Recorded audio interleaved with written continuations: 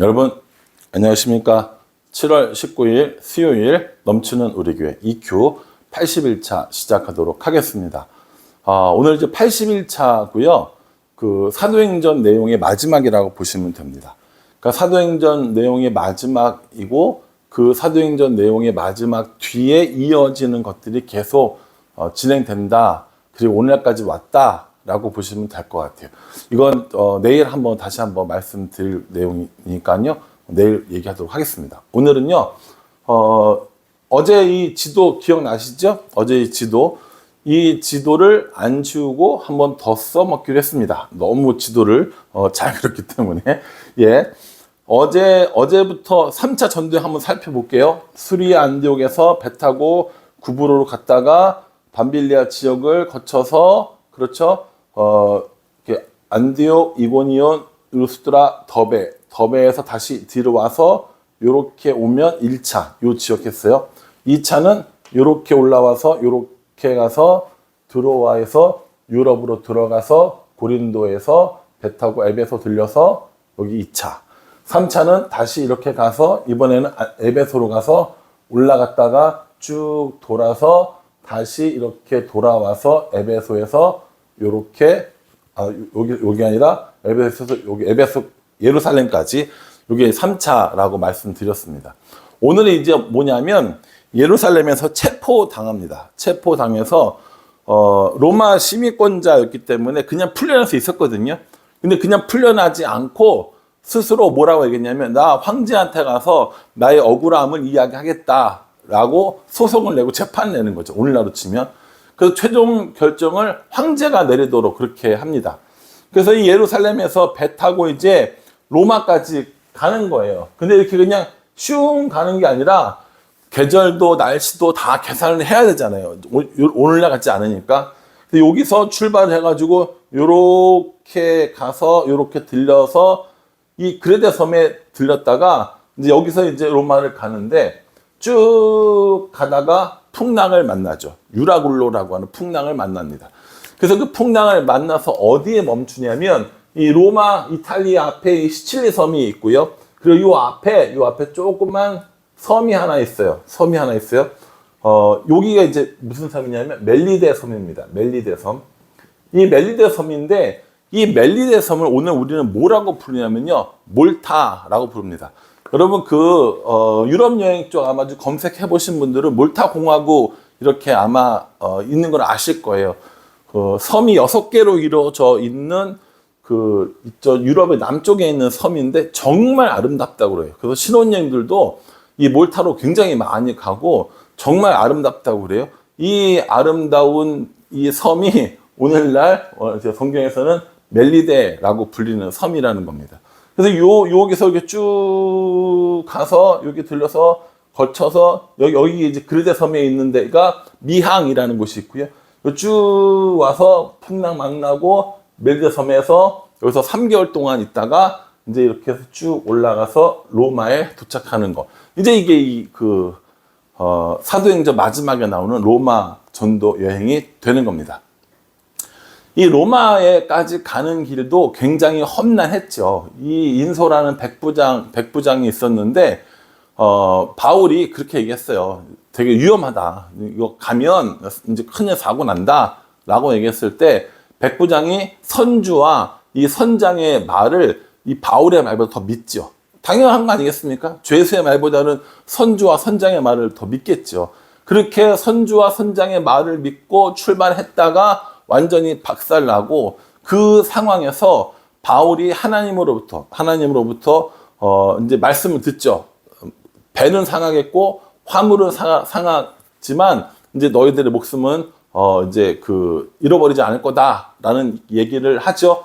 이 이야기를 이제 백부장이 믿는 거예요. 믿고 바울의 말대로 짐도 버리고 이러면서 결국 살아서 다 멜리데 섬에 들어가고 3개월 동안 있는 동안에 모닥불 이렇게 피우는데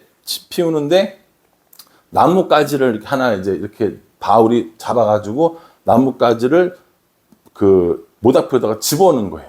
근데 그 나뭇가지에 뱀이 있었던 거죠. 그럼 딱 집어넣는데 뱀이 뜨거우니까 딱 뛰어 올라가지고 바울을 확 물은 거예요. 물으니까 옆에 있는 사람들이 보고 허허, 저 사람은 무슨 큰 죄를 졌길래 이 폭풍 치는 바다에서는 살았는데 저렇게 뱀에 물려 죽는가? 라고 하면서 바울이 언제 쓰러질지 보고 있는데 안 쓰러지는 거예요. 그 사람들이 야, 저 사람은 사람이 아니야, 신이야, 막 이러면서 막 그렇게 바울을 추앙하려고 하는 모습들을 보게 됩니다. 그래서 그 섬의 추장도 고쳐주고 융숭하게 대접을 받고 로마로 들어가는 곳이 멜리데 섬이고, 오늘날로 말하면 몰타 공화국이라고 보시면 됩니다. 이 로마에 들어가서 바울은 한 2년 정도 가택연금을 당합니다. 가택연금은 감옥이 아닌 거죠. 감옥은 이제 뭐 출입도 안 되고 막 지하고 뭐 이렇지만 집에 거하면서 사람들은 오고 가고 할 수 있어요. 바울이 못 나가는 거지. 사람들이 오고 가고 할 수 있고요. 그렇게 함으로 인해서 사람들에게 복음을 전하기도 하고 편지를 전하기도 하고 이런 일이 나타납니다. 2년 정도 있다가 풀려나요. 풀려나서 로마에서 복음을 전하다가 다시 체포됩니다. 그 다시 체포될 때가 언제냐면요, AD 64년으로 알려져 있습니다. 이 AD 64년에는 어떤 일이 일어났느냐? 로마의 대화재가 일어납니다. 로마의 대화재가 일어났는데 그리스도인들이 모여 사는 그 지역은 화재 피해가 거의 없는 거예요. 근데 이때 황제가 누구냐면 네로 황제였죠. 네로 황제가 그 대화재로 인하여서 굉장히 민심이 흉흉해지니까 이걸 꾸민 것이 그리스도인들이다라는 소문을 냅니다. 그로 인해서 이제 이때로부터 대박해가 시작되는 것이죠.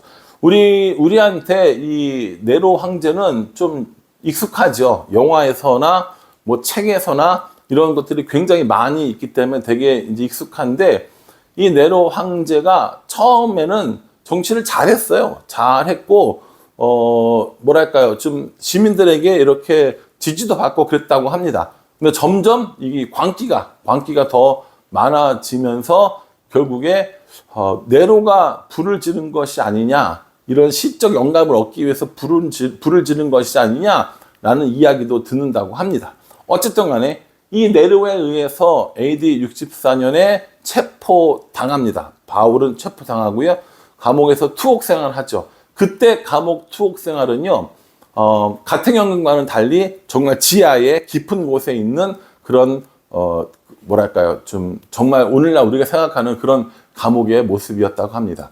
거기서 최후에 거하다가 결국 로마 사람이었기 때문에 참수를 당하게 되죠. 그 이야기가 나오는 것이 이제 그 사도행전의 마지막입니다. 사도행전의 마지막은 사실은 이 로마에서 가택연금을 당하는 거기까지가, 그 로마에서의 활동까지가 사도행전 28장이 되는 겁니다.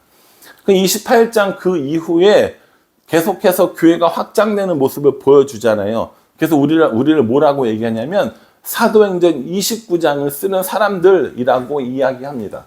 사도행전 29장을 쓰는 사람들이라는 것이죠. 나중에 언젠가 기회가 되면 어떻게 이 로마에서 끝난 사도행전 28장이 오늘날 우리까지 오게 되었는지에 대해서 한번 살펴볼 기회가 있을 겁니다. 저는 그걸 되게 좋아하는데, 제가 이제 초대교회사하고 중세교회사를 공부했던 이유가 그거였어요. 사도행전 28장이 끝났네? 그럼 그 뒤에 무슨 일이 있었지? 하고 그걸 공부를 해보고 싶은 거예요. 이미 신학교 다닐 때, 대학원 때 다 공부를 했음에도 불구하고 그때는 그냥 그런가 보다 학점 따려고 공부했는데, 나중에 이거 공부하면서 궁금한 거예요. 다시 뒤져보니까 그 내용이 초대교회사였고, 그 내용이 중세교회사였고, 그 후가 근대교회, 현대교회, 한국교회, 오늘날까지 우리에게 이 복음이 전해진 내용들이라고요. 그러니까 우리는 결국 뭐합니까? 사도행전 29장을 지금도 쓰고 있는 사람들이라는 겁니다. 사도행전은 끝나지 않았어요. 사도행전 끝나지 않고 바울의 사역만 끝났을 뿐입니다. 그 바울의 사역을 뒤이어서 계속해서 헌신하는 사람들이 나오고 순교하는 사람들이 나오고 복음이 전해지고 이렇게 진행되어졌다라는 것이죠. 결국에 AD 64년에 바울이 죽고 난 다음에 313년에 우리가 잘 아는 것처럼 콘스탄틴 대제라는 사람이 기독교를 공인해 줍니다. 이 기독교를 공인해 준다는 건 뭐냐면 기독교를 종교로 인정해 준다는 거예요. 그리고 이 기독교가 국교가 된 건 그 다음 황제 또 좀 더 지나서 이 일이거든요. 어쨌든 콘스탄틴 대제가 기독교를 종교로 공인해 주면서 이제 그로부터 이제 모든 것이 이제 좀 편하게 이제 진행이 되는 것이죠. 그 이후로 그 콘스탄틴 대제의 기독교 공인 그리고 서로마 제국의 멸망 여기까지를 우리가 초대교회라고 이야기를 하고요. 그 이후를 중세교회라고 이야기를 해서 1492년 정도까지를 중세교회라고 이야기합니다. 그래서 그 중세교회의 한 1000년 정도의 시간들, 그 시간들을 우리 입장에서 볼 때는 교회가 전 세계로 퍼져 나가지만 그럼에도 불구하고 교회가 타락한 시기라고 부르고요. 르네상스를 이야기하는 중요시 생각하는 인문학자들은요, 그 시대를 중세 암흑기라고 부르는 겁니다.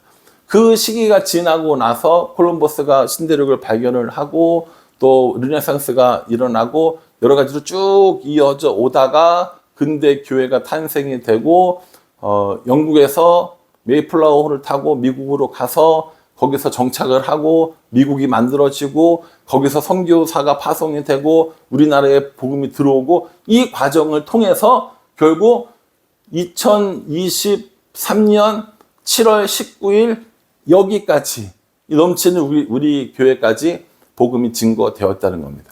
이게 결국 뭘 말하는 거예요? 계속해서 복음이 확장되어지고 있고 땅끝까지 이르러 복음을 증거하는 일들이 이루어지고 있다는 겁니다. 그러면 이 복음을 받은 우리는 어떻게 해야 돼요? 이 복음을 받은 우리는 여전히 사도행전 29장 안에 있기 때문에 지금도 뭘 합니까? 복음을 증거하는 일을 애써야 된다는 거예요. 복음을 증거하는 일을 힘써야 된다는 겁니다. 이게 우리의 사명이라는 겁니다. 이렇게 하기 위해서 건강한 성도를 양육하는 거고요. 건강한 성도가 건강한 교회를 만드는 거고요. 그 건강한 교회가 다시 복음을 들고 지역사회로 그리고 우리가 지역 입양을 하기 위한 곳으로 나아가는 것. 이것이 사도행전이 우리에게 알려주는 영적 교훈이라고 생각합니다. 바울은 1, 2, 3차 전도 여행과 로마까지 가는 동안에 정말 수도 없이 많은 고비들을 넘겼습니다. 죽을 뻔한 고비도 수도 없이 많고요. 매를 맞고 배가 파손하고 뭐 돌로 맞기도 하고 그런 내용들이 이제 고린도서에 보면 쭉 나오는데 그런 수도 없이 많은 어려움들을 겪었지만 결국 바울에 의해서 복음이 유럽까지 전파되어지는 이런 일들이 있었다는 것을 우리는 알고 있습니다. 그러니까 바울처럼 우리도 이렇게 해야 된다는 거예요. 바울처럼 우리도 복음 들고 나가야 한다는 겁니다. 이 지역 사회에도 아직까지 예수님 모르는 사람들이 많이 있잖아요. 그리고 전혀 예수님을 알지도 못하는 이 외국에 있는 그 정말 미전도 종족들에게 복음을 전하는 것, 그게 우리의 사명이라고 생각합니다. 넘치는 우리 교회는 이 선교의 비전을 가지고 세워진 교회입니다. 교회를 크게 만들고 배 두드리면서 편하게 살겠다는 마음으로 모인 것이 아니라 복음에 대한 열정, 선교에 대한 사명을 가지고 세워진 교회라는 것이죠. 그러니 우리는 언제나 이 사명들을 잊지 않고 이 사명들을 이루는 교회, 이 사명을 이루는 사람들이 되어야겠다라고 결심하는 게 맞습니다. 저는 사도행전 강의를 하고 혹은 묵상할 때마다 정말 가슴속에 벅차오르는 뜨거움이 있습니다. 하나님, 저도 또 우리들도 우리 교회도 이렇게 복음이 확장되어지는데 사용될 수 있다면 얼마나 좋을까요? 꼭 그렇게 되게 해주세요 라고 그런 기도를 많이 합니다. 사도행전이 우리에게 주는 감동과 은혜가 아닌가라고 생각을 합니다. 사랑하는 성도 여러분, 이 말씀을 묵상하면서 우리도 여전히 사도행전 29장을 계속 쓰고 있는 사람이라는 사실을 기억하시고 우리도 하나님께서 예수님께서 우리에게 주신 이 사명들을 기쁨으로 감당하는 저와 여러분 될 수 있기를 주님의 이름으로 축복합니다. 기도하겠습니다.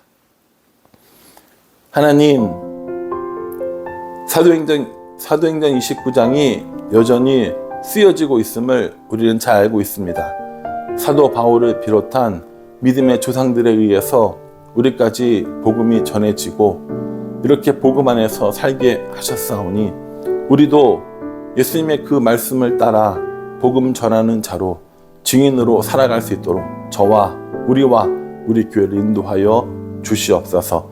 예수님의 이름으로 기도합니다. 아멘. 예, 오늘 이 말씀 잘 기억하시고요. 여러분들 지도 다시 또 보내드릴 거니까요. 한번 확인하시면서 꼭꼭 짚어가시면서 이렇게 한 번씩 묵상해 주시기를 부탁을 드리겠습니다. 저녁 때 수요예배 때 뵙겠습니다. 감사합니다.